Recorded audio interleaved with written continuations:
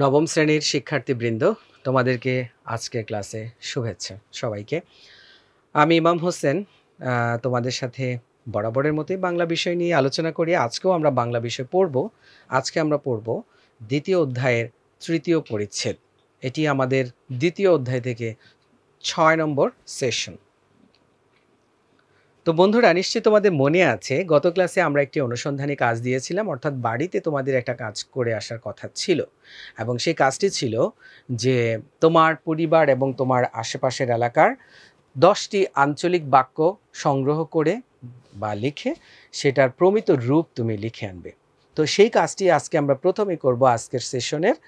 এখন তোমরা যারা প্রত্যেকেই নিশ্চয়ই লিখে এনেছো, তোমরা প্রত্যেকে অবশ্য দিলে অনেক সময় দরকার হবে। তোমাদের মধ্য থেকে 5-6 জন কিংবা 6 জন তোমাদের যেই ফ্যাসিলিটেটর আছেন তিনি চিহ্নিত করবেন বা নির্বাচন করবেন যে কে কে কাজগুলো দেখাবে। তো তোমাদের মধ্য থেকে 5-6 জন বা 4-5 জন গত সেশনের এই বাড়ি কাজটি উপস্থাপন করো সামনে এসে, যে তুমি কোন কোন বাক্যগুলো সংগ্রহ করেছো বা লিখেছো সেটা প্রমিত রূপ কি।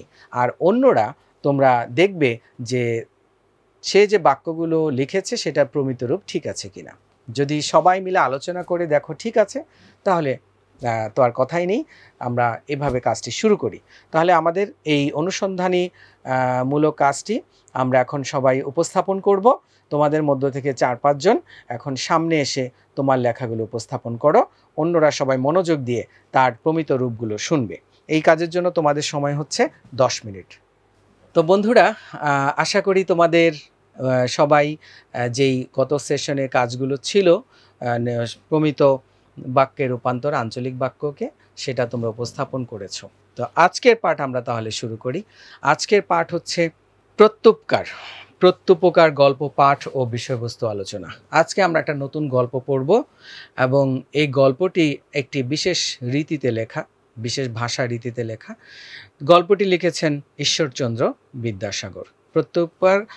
প্রত্যুপকার গল্প পাঠ ও বিষয়বস্তু আলোচনা করব। আজকের পাঠ থেকে আমরা কি কি শিখব? উচ্চারণ ঠিক রেখে প্রত্যুপকার গল্প পাঠ করতে পারবো, নতুন শব্দের অর্থ বলতে পারবে এবং গল্পের বিষয়বস্তু ব্যাখ্যা করতে পারবে। তো বন্ধুরা, তোমরা তোমাদের বইয়ের 33 নং পৃষ্ঠা খোলো। বাংলা পাঠ্য বই 33 নম্বর পৃষ্ঠা। এখানে আজকের গল্প শুরু করার প্রথমেই লেখক পরিচিতি আছে, অর্থাৎ এই যে প্রত্যুপকার গল্পটি লিখেছেন ঈশ্বরচন্দ্র বিদ্যাসাগর, তার কিছু সংক্ষিপ্ত পরিচয় আছে। ঈশ্বরচন্দ্র বিদ্যাসাগর আমাদের বাংলা সাহিত্য সমাজে এবং আমাদের সামাজিক জীবনে দুই ক্ষেত্রেই অত্যন্ত গুরুত্বপূর্ণ একজন ব্যক্তি। তিনি সাহিত্য ক্ষেত্রকেও সমৃদ্ধ করেছেন, বিশেষ করে বাংলা গদ্যকে। আর তিনি একজন সমাজ সংস্কারক ছিলেন। তখনকার সময়ে সমাজে যেসব কুসংস্কার ছিল কিংবা অনাচার ছিল সেগুলো দূর করে একটি আধুনিক সমাজ তৈরিতে তিনি অনেক বড় অবদান রেখেছেন। তো আমরা তার সম্পর্কে কিছু তথ্য এখন জেনে নিই। ঈশ্বরচন্দ্র বিদ্যাসাগর, যে ছবিটি তোমরা দেখতে পাচ্ছ, ইনি ঈশ্বরচন্দ্র বিদ্যাসাগর। তিনি জন্মগ্রহণ করেছেন কত সালে? তোমাদের বইয়ে আছে, দেখো, 1820 সালে তিনি জন্মগ্রহণ করেছেন, তাই না? তার লেখা কিছু গ্রন্থ আমরা দেখি। তিনি অনেক বই লিখেছেন, আবার অনেক বিষয় নিয়ে তিনি অনুচ্ছেদ লিখেছেন, অর্থাৎ সমাজের বিভিন্ন কুসংস্কার নিয়ে বা সমাজের বিভিন্ন অন্যায় অবিচার যেগুলো আছে সেগুলো দূর করার জন্য তিনি পত্রিকায় কিন্তু লিখতেন। তার লেখা আছে বা গ্রন্থ হচ্ছে বর্ণপরিচয়, ভ্রান্তিবিলাস, শকুন্তলা। এছাড়া আরেকটি বই আছে বেতাল পঞ্চবিংশতি, সেটাও তিনি লিখেছেন। তার অবদান, এটা সমাজ সংস্কারকের দিক থেকে তিনি অত্যন্ত চমৎকার এবং অনেক গুরুত্বপূর্ণ একটি অবদান রেখেছিলেন বিধবা বিবাহ প্রচলন। তখনকার সমাজে, হিন্দু সমাজে, মুসলিম নয়, হিন্দু সমাজে মেয়েদেরকে তো অল্প বয়সেই বিয়ে দেওয়া হতো, অর্থাৎ সেই 1800 সালের কথা। সেই সময়টাতে মেয়েদেরকে 8, 10, 12, 13 বছর বয়সে বিয়ে দিয়ে দেওয়া হতো।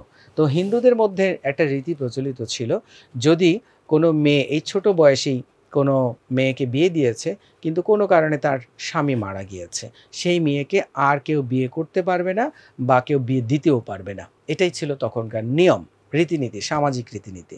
বিদ্যাসাগর দেখলেন এটা তো অত্যন্ত অমানবিক একটা আচরণ। একটা মেয়ের বয়সই শুরু হলো না, সবে তার বয়স ৯ বছর, ১০ বছর, ১২ বছর। এ অবস্থায় তার স্বামী মারা গিয়েছে, সে আজীবন এই অবস্থায় বিধবা হয়ে থাকবে, তার জীবন বলতে, তার আশা আকাঙ্ক্ষা বলতে কিছুই থাকবে না। এটা খুবই নির্দয়।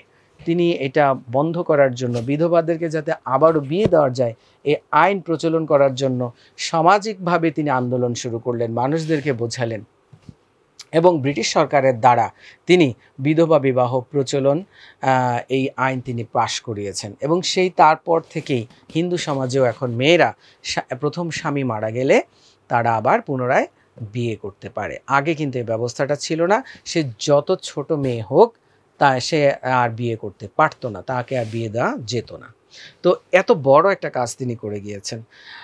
আর এই যে আমরা আজকে প্রত্যুপকার গল্পটি পড়ব, এই প্রত্যুপকার গল্পটির উৎস কি? গল্পটির উৎস হচ্ছে আখ্যান মঞ্জরি গ্রন্থ। এটা তাঁর লেখার একটি গ্রন্থ। এই মহান মানুষটি মৃত্যুবরণ করেছেন 1891 সালে।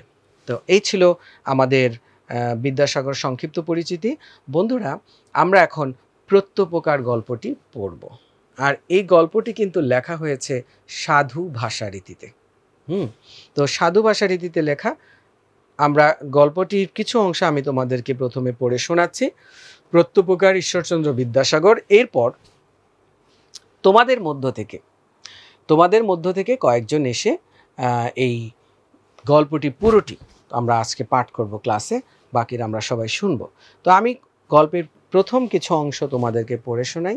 এই গল্পটি হচ্ছে, আবারও বলছি, সাধু ভাষা রীতিতে লেখা, সেজন্য শব্দগুলো কিন্তু একটু কঠিন কঠিন শব্দ আছে। আর আরেকটা কথা আমাদের মাথায় রাখতে হবে বন্ধুরা, এই গল্প বা এই যে লেখা, এই লেখাটা কিন্তু লেখা হয়েছে আজ থেকে প্রায় 200 বছর আগে। হ্যাঁ, তো সেই 200 বছর আগে অথবা 200 বছর কিছু কম সময়, তখনকার গদ্য আর এখনকার গদ্যের সাথে তো মিলবে না, তাই না? তো সেই জন্য কিছু কিছু শব্দ অনেক কঠিন আসবে। তো আমরা সেজন্য একটু মনোযোগ দিয়ে এই গল্পটি পড়ার চেষ্টা করব এবং গল্প পাঠ শেষে আমরা শব্দের অর্থ থেকে অনেক শব্দের অর্থ জানব। তো আমি একটু তোমাদের পড়ে শোনাচ্ছি। আলী ইবনে আব্বাস নামে এক ব্যক্তি মামুন নামক খলিফার প্রিয় পাত্র ছিলেন। তিনি বলিয়া গিয়াছেন, আমি একদিন অপরাহ্নে খলিফার নিকটে বসিয়া আছি, এমন সময়ে হস্তপদবদ্ধ এক ব্যক্তি তাহার সম্মুখে নীত হইলেন। কার সম্মুখে? খলিফার সম্মুখে। খলিফা আমার প্রতি এই আজ্ঞা করিলেন, তুমি এই ব্যক্তিকে আপন আলয়ে লইয়া গিয়া রুদ্ধ করিয়া রাখিবে এবং কল্ল আগামীকাল আমার নিকটে উপস্থিত করিবে। তদীয় ভাব দর্শনে স্পষ্ট প্রতীত হইল, তিনি ওই ব্যক্তির উপর অত্যন্ত ক্রুদ্ধ হইয়াছেন। আমি তাহাকে আপন আলয়ে আনিয়া অতি সাবধানে রুদ্ধ করিয়া রাখিলাম, কারণ যদি তিনি পালাইয়া যান, আমাকে খলিফার কোপে পতিত হইতে হইবে। তো বন্ধুরা, সাধু ভাষায় লেখা গল্পটি আমরা আজকে পুরোটা পড়ব। তোমাদের মধ্য থেকেই কয়েকজন সামনে এসে এই গল্পটির এক একটি অংশ সবাইকে পড়ে শোনাবে। তো এখন যে কাজটা করতে হবে সেটা হচ্ছে উচ্চারণ ঠিক রেখে প্রত্যেকবার গল্পের এক একটি অংশ এক একজন পাঠ করবে, শোনাবে। একজন পাঠ করলে অন্যরা উচ্চারণের প্রতি খেয়াল রাখবে। আর পাঠ শেষে অবশ্যই অনুশীলনীর যে শব্দার্থগুলো আছে সেগুলো আমরা আলোচনা করব বা পড়ব। তাহলে শুরু করে দাও।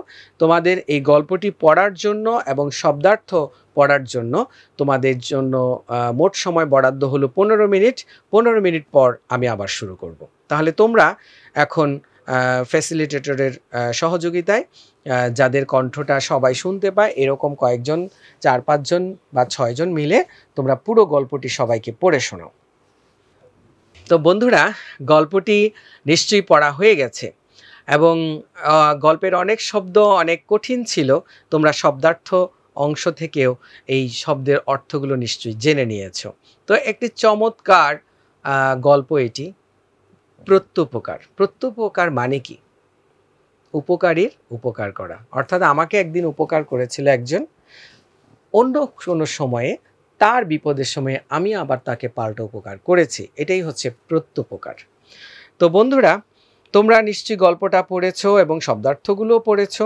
এবার আরও কিছু শব্দের অর্থ তোমাদের জন্য আমি রেখেছি।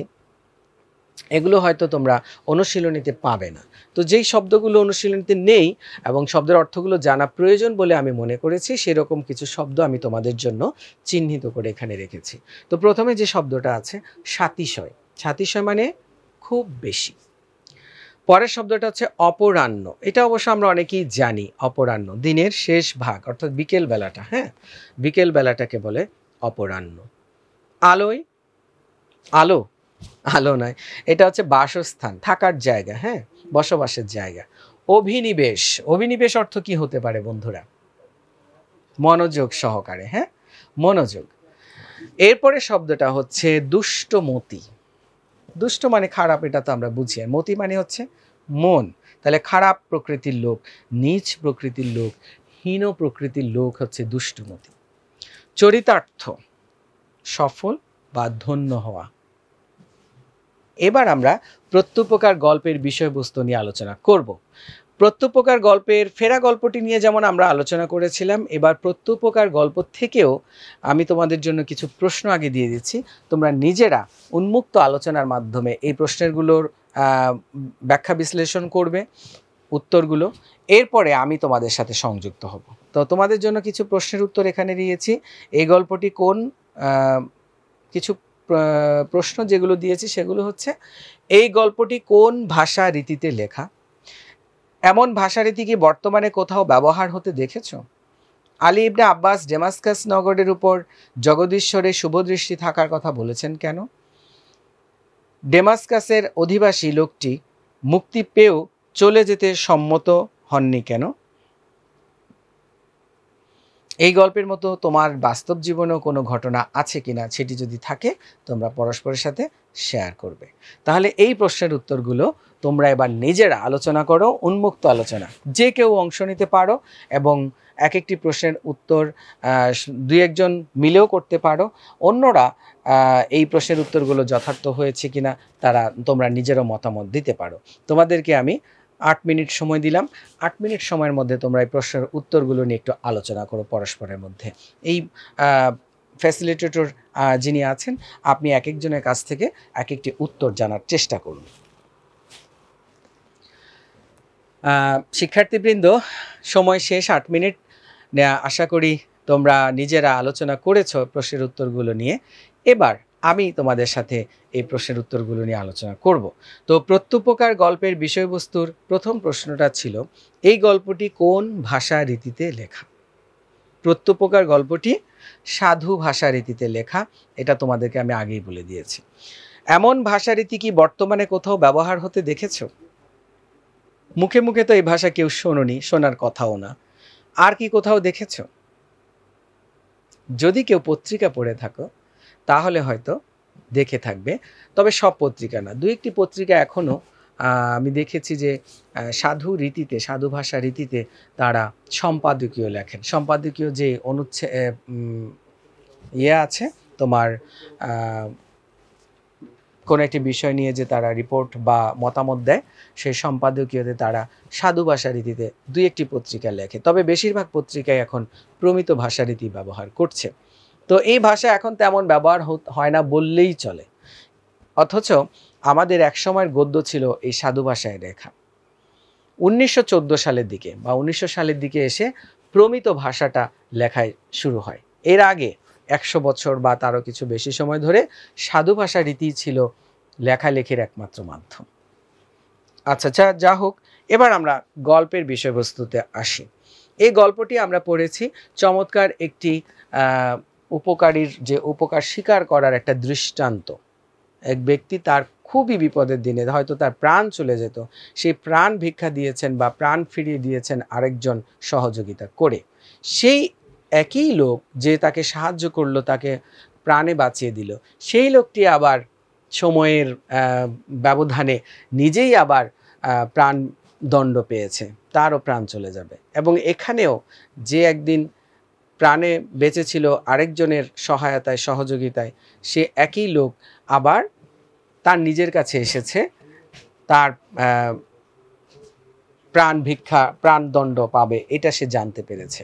সেটা জানতে পেরে যে আগে প্রাণ ফিরে পেয়েছিল আরেকজনের সহযোগিতায়, এখন তার উপকার স্বীকার করে সে তার বিপদ হবে জেনেও সে যে তাকে উপকার করেছিল তাকে সে ছেড়ে দিতে চেয়েছে। এটা ছিল মোটামুটি প্রত্যুপকার গল্পের বিষয়বস্তু। তো এখান থেকে একটা প্রশ্ন হচ্ছে, আলী ইবনে আব্বাস ডেমাস্কাস নগরের উপর জগদীশ্বরের শুভদৃষ্টি থাকার কথা বলেছেন কেন? আলী ইবনে আব্বাস তিনিই তো বিপদে পড়েছিলেন একবার ডেমাস্কাস গিয়ে, তাই না? সেখানকার এক শাসনকর্তা তাকে প্রাণে মেরে ফেলতে চেয়েছিল, আক্রমণ করেছিল। তো সেখানেরই ডেমাস্কাসের এক অধিবাসী তার এই বিপদের কথা জানাতে তিনি তাকে তার বাড়িতে লুকিয়ে রেখেছেন। এটা অত্যন্ত তোমার খুব তার জন্য এটা অত্যন্ত সাহসের কাজ ছিল, কারণ ওই শাসনকর্তা যদি জেনে যান তাহলে কিন্তু তাকেও প্রাণে মেরে ফেলবেন। সেইটা মাথায় রেখেও, সেই বিপদের কথা মাথায় রেখেও তিনি এই বিপদগ্রস্ত লোকটিকে সাহায্য করেছিলেন এবং 1 মাস পর তাকে উট দিয়ে, খাবার দিয়ে, ভৃত্য দিয়ে, স্বর্ণমুদ্রা দিয়ে তার দেশে ফেরত পাঠানোর সহযোগিতা করেছেন। এই জন্য এই যে ডেমাস্কাসের যেখানে মসজিদ আছে সেখানে ঈশ্বর আল্লাহ তার শুভদৃষ্টি থাকুক, তার কল্যাণ বর্ষণ করুক, এই আশাবাদ, এই দোয়া তিনি করছেন। পরের প্রশ্নটা ছিল, ডেমাস্কাসের অধিবাসী লোকটি মুক্তি পেয়েও চলে যেতে সম্মত হননি কেন? যে ডেমাস্কাসের যে লোকটি আলী ইবনে আব্বাসকে প্রাণে বাঁচিয়েছিল সে মুক্তি পেয়ে গিয়েছিল। আলী ইবনে আব্বাস কিন্তু তাকে ছেড়ে দিয়েছিল যে তুমি চলে যাও তোমার দেশে, খলিফার কাছে আমি জবাব দেব। খলিফা যদি আমাকে প্রাণদণ্ড দেন বা আমাকে অন্য যে কোনো শাস্তি দেন আমি সেটা মাথা পেতে নেব, কিন্তু আমি তোমাকে বন্দি করে রাখতে পারবো না, কারণ একদিন তুমি আমাকে প্রাণে বাঁচিয়েছিলে। আর ডেমাস্কাসের লোকটি কি করলো? সে ইচ্ছে করলে চলে যেতে পারতো, কিন্তু সে উদারতা দেখিয়ে বলল, বা সে উন্নত চরিত্রের, উন্নত মানসিকতার পরিচয় দিয়ে বলল, আমি এটা কখনোই করতে পারি না। আমি তোমার একদিন প্রাণ বাঁচিয়েছিলাম, আবার এখন আমার নিজের প্রাণের বিনিময়ে তোমার প্রাণ আমি কেড়ে নিতে পারি না। তুমি বরং আমার হয়ে খলিফার কাছে একটু সুপারিশ করো, আমার শাস্তি যাতে না দেন, সেটাই আমার জন্য অনেক করা হবে। অবশ্য প্রথমে কিন্তু সেটাও চাননি। প্রথম বলেছিল যে আমার যেখানে শাস্তি হয়েছে, মৃত্যুদণ্ড হয়েছে, এই খবরটা শুধু আমার পরিবারের কাছে জানিয়ে দিও, এটুকুই তার চাওয়া ছিল, তাহলেই তার কৃতজ্ঞতা প্রকাশ করা হবে। এতটা উন্নত চরিত্রের অধিবাসী ছিলেন এই ডেমাস্কাসের লোকটি। তো যাকে একদিন প্রাণ বাঁচিয়েছিলেন তার আবার প্রাণ বিসর্জন হতে পারে, সেই জন্যই তিনি মুক্তি পেয়েও এই ডেমাস্কাসের অধিবাসী লোকটি চলে যাননি, চলে যেতে সম্মত হননি। আরেকটি প্রশ্ন বন্ধুরা, এই গল্পের মতো তোমাদের বাস্তব জীবনে তোমরা কখনো কি এমন প্রত্যুপকারের সম্মুখীন হয়েছো? তোমাদের অভিজ্ঞতা শেয়ার করো। ধরো তুমি কোনো একদিন একটা বিপদে পড়েছো, তো সেই বিপদের সময় আরেকজন তোমাকে খুব সাহায্য করেছে, যার কারণে সেই বিপদ থেকে তুমি রক্ষা পেয়েছো, উদ্ধার পেয়েছো। এখন আবার অন্য একটা সময় পরবর্তীতে সেই লোকটি বিপদে পড়েছে, তুমি তাকে সাহায্য করেছো। এরকম কোনো ঘটনা যদি থাকে সেটি তোমরা পরস্পরের সাথে বিনিময় করো, শেয়ার করো। আর যদি এরকমটা না হয় যে ঠিক আমি যার উপকার করেছিলাম তার উপকার আমি করতে পারিনি, এটা যদি নাও হয় তুমি কারো উপকার করেছো, এরকম যদি কোনো ঘটনা থাকে একদিক থেকে সেটাও তুমি শেয়ার করতে পারো। অথবা অন্য কেউ তোমাকে খুব বড় একটা উপকার করেছে, সেটাও তুমি শেয়ার করতে পারো। তুমি হয়তো করতে পারোনি, কিন্তু অন্য কেউ তোমার জীবনে করেছে। এরকম কোনো ঘটনা যদি তোমাদের মধ্যে থাকে তাহলে তোমরা পরস্পরের সাথে শেয়ার করো বা অনুভূতি বিনিময় করো। এর ফলে কি হবে বন্ধুরা, আমরা মানুষের প্রতি মানুষের একটা সৌহার্দ্য, মানুষের প্রতি মানুষের একটা মঙ্গল এবং কল্যাণ করার যে ইচ্ছা আকাঙ্ক্ষা সেটি জাগ্রত হবে। আসলে আমরা মানুষরা পরস্পরের উপর নির্ভরশীল, আবার একজনের সহযোগিতা নিয়েই আরেকজনকে চলতে হয়। সেই জন্য যে কোনো সময় যদি কোনো সময় প্রয়োজন হয় যে আমার সামান্য উপকারে, আমার সামান্য কথায়, আমার সামান্য একটা কাজে আরেকজনের উপকার হয়, আমরা সেটা করার চেষ্টা করব। তো বন্ধুরা, তোমরা তোমাদের অনুভূতি শেয়ার করতে থাকো, এর মধ্য দিয়ে আমি তোমাদের থেকে বিদায় নিচ্ছি। তোমরা ক্লাসে তোমাদের এরকম উপকারের কথা তুমি করে থাকো বা অন্য কেউ তোমাকে করে থাকে, সেগুলো আলোচনা করো। আমি তোমাদেরকে যেতে যেতে সততা বিষয়ে শুধু একটি কথা বলেই আজকে তোমাদের থেকে বিদায় নিব, সেটি হচ্ছে সততা কি বন্ধুরা? সততা হলো একজনের কথা এবং কাজের মধ্যে সত্যনিষ্ঠা অনুশীলন করা। আমরা কথা এবং কাজে সৎ থাকার চেষ্টা করব, তাহলে আমরা যে কোনো সময় যে কোনো বিপদ থেকেও রক্ষা পাবো এবং আমরা জীবনে সফল হতে পারবো। এই যে আমরা প্রত্যুপকার গল্পটি পড়েছি, এখানেও কিন্তু সততার পরিচয় আছে। যে আলী ইবনে আব্বাস তিনি তার খলিফার কাছে সত্য কথাই খুলে বলেছেন। আর তখন ওই আলী ইবনে আব্বাসের যিনি খলিফা মামুন, তিনি ওই ডেমাস্কাসের নগরীর অধিবাসী লোকটিকে ক্ষমা করে দিয়েছেন, এবং শুধু ক্ষমা নয়, তাকে সহস্র স্বর্ণ মুদ্রা, তাকে ঘোড়া সহ অনেক সম্পদ দিয়ে তাকে তার নিজ ভূমিতে, নিজ দেশে পাঠিয়েছেন। তো সততার কিন্তু একটা মূল্য আছে। তোমরা সবাই ভালো থেকো। আজকে এখানে বিদায় নিচ্ছি। আল্লাহ হাফেজ।